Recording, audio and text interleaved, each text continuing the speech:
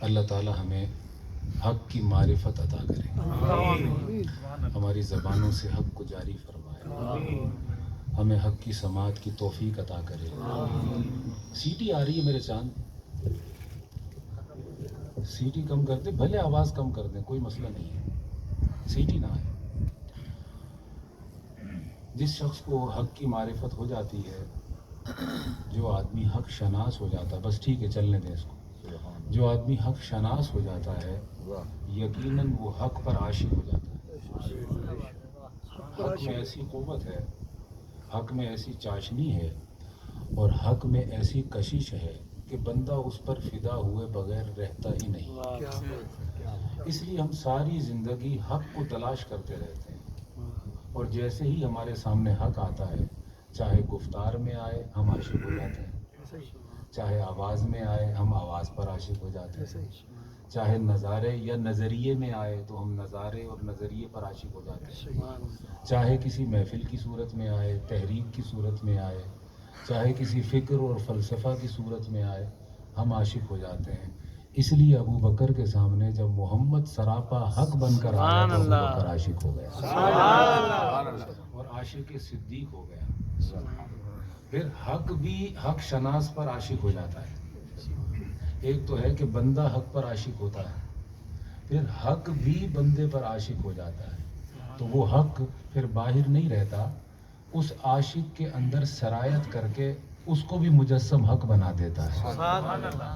اس لیے ہم کہتے ہیں کہ ہمارے اولیاء حق ہیں، ہمارے اساتذہ حق ہیں، ہمارے مشائخ حق ہیں، کہتے ہیں نا ہمارا عقیدہ حق ہے، انبیاء سارے حق ہیں، سارے رسول حق ہیں، سارے صحابہ حق ہیں، اہل بیت اطہار حق ہیں۔ تو وہ ہستیاں چونکہ حق شناس تھیں تو حق بھی ان پر عاشق تھا، سبحان اللہ۔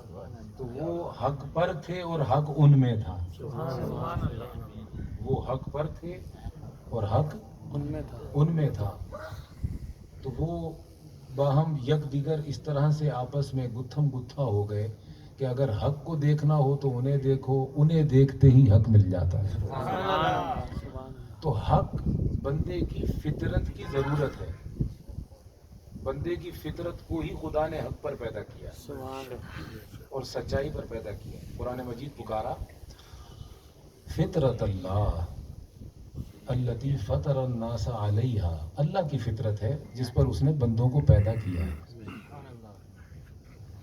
تو وہ ذات سراپا حق ہے، اس نے بندے کو حقانیت پر پیدا کیا ہے، تو روز اول سے ہی اس کی طبیعت کے اندر حق کی طلب ہوتی ہے، حق کی تلاش ہوتی ہے، حق کی جستجو ہوتی ہے، اور یہ باطل پر ٹھہر نہیں سکتا اگر اسے باطل باطل نظر آ جائے۔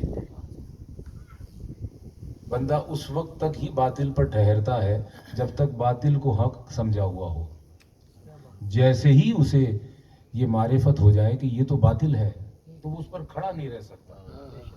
معلوم ہوا باطل انسان کو اعتماد نہیں دیتا، حق انسان کو اعتماد عطا کرتا ہے۔ حق سراپا یقین ہے، حق سراپا توکل ہے، حق ہی وسیلہ ہے، حق ہی منزل ہے، حق ہی ذات کی معراج ہے۔ اور یہ جو عقیدہ میلاد ہے یہ بھی حق ہے، سبحان اللہ۔ یہ جو اظہار ولادت ہے، حضور کا جشن ولادت ہے، یہ بھی حق ہے، یہ بھی سچ ہے۔ لہذا جو سچ شناس طبیعتیں ہیں وہ اس سے علیحدہ نہیں رہ سکتی، تو جن کو یہ چاشنی مل گئی ہے وہ کوئی سال بھی ناغہ نہیں کرتے، کیونکہ یہ سخاوت کا کام ہے، یہ خرچ کا کام ہے، اس میں جمع نہیں کیا جاتا، خرچ کیا جاتا ہے۔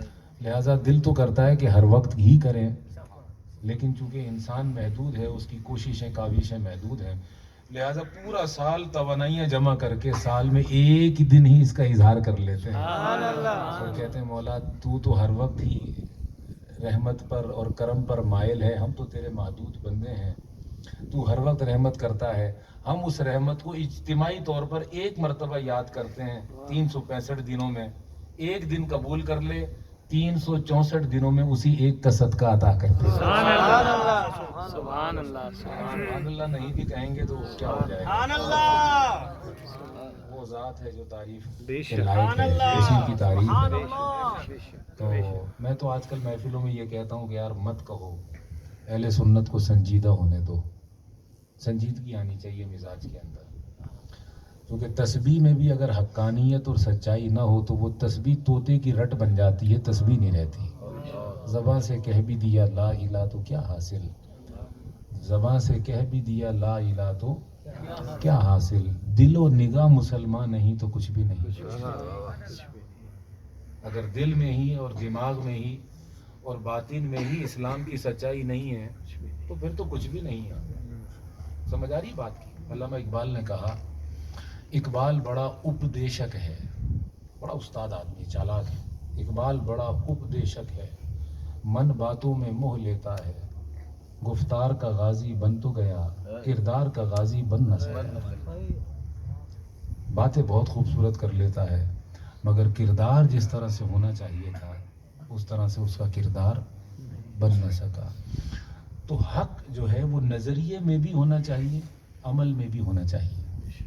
اس وقت امت دو بڑی تقسیموں کا شکار ہے، بہت بڑی تقسیم ہے، اور میں کل ماتلی میں تھا، میں نے وہاں ایک بات کہی، اور اس میں امام غزالی بھی شامل ہیں جہاں سے وہ فکر آئی، اس میں مولانا رومی بھی شامل ہیں جہاں سے وہ فکر آئی، شاہ ولی اللہ محدث دہلوی بھی شامل ہیں جہاں سے وہ فکر آئی، علامہ اقبال کو پڑھا وہاں سے بھی وہ بات آئی۔ چاروں مفکرین کا جب خلاصہ ان کی تعلیمات کا میرے ذہن پر روشن ہوا تو مجھے یہ سمجھ آئی کہ دنیا میں دو ہی مذہب ہیں، تیسرا نہیں ہے۔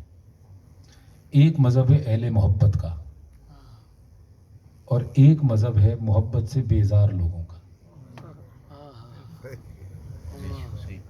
ایک مذہب ہے ان کا جن کی طبیعتوں میں محبت ہے، اور ایک ہے ان کا جو عمل سے تو وابستہ ہے مگر طبیعت میں محبت نہیں ہے۔ اور یاد رکھیں آقا نے اپنے دین کی دعوت دینے سے پہلے اپنی ذات کی محبت طلب کی۔ سبحان اللہ یار آپ دیکھیے، آپ سے بھی اگر میں محبت سے بات نہیں کروں گا مجھے مسترد کر دیں، حقیقت ہے۔ آپ بھی اگر مجھے محبت سے نہیں بلائیں گے اس میں منافقت ہوگی۔ تو یاد رکھیں منافقت اگر آپ زبان سے نہ بھی دکھائیں، لہجے میں، رویے میں، نگاہوں میں اس کی جھلک پڑی جاتی ہے، اور کوئی اتنا اندھا نہیں ہوتا کہ وہ خلوص اور منافقت میں فرق نہ کر سکے۔ خلوص آتا ہے محبت سے اور نفاق پیدا ہوتا ہے محبت سے بیزاری سے۔ جب طبیعت سے محبت نکل جائے تو نفاق ہے، جب طبیعت سے محبت نکل جائے تو جہالت ہے، جب طبیعت سے محبت نکل جائے تو کفر ہے، جب طبیعت سے محبت نکل جائے تو فسق ہے، فجور ہے، جہالت ہے، آپ کوئی بھی نام دے دیں اس کو۔ جب طبیعت سے محبت نکل گئی تو طبیعت حق پر نہیں ہے اور حق طبیعت میں نہیں ہے، تو وہ حق کیا قبول کرے گی طبیعت، اور وہ حق اسے کیوں منہ لگائے گا؟ اس لیے آقا دو جہاں نے اپنی دعوت کی طرف بلانے سے پہلے ایمان کی شرط اور ایمان کی علامت یہ قرار دیا کہ تم میں